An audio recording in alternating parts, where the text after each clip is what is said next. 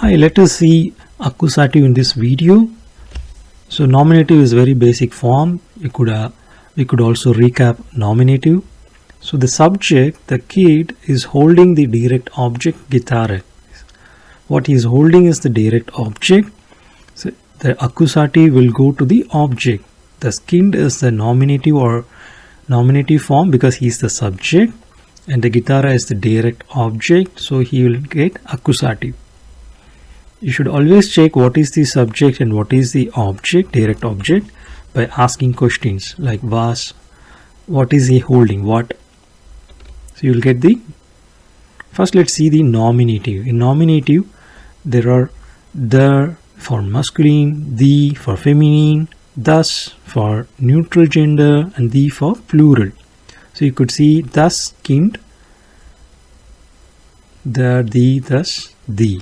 Okay, so das Kind hat eine Gitarre. So this accusative form is a bit different from nominative. The only change will be in the masculine. So the change is then. Instead of there, you will have then in accusative. And you will see why there is an E in ein. Instead of ein, you have eine Gitarre. The reason is Gitarre is plural. And if it is a plural, then you have to take the E, like N for masculine, E, and neutral gender and plural. So there is a E because of the reason feminine, and it is accusative because it's the direct object. Subject is the skin and guitar is the object. Let's see one more example. Here the man is the subject, and what is he holding? He is holding the balloon. Balloon is also masculine and the man is also masculine. The balloon, so let's see how the balloon, the direct object, will change in accusative. As we saw, then is the form to be used in accusative. So how the sentence will be?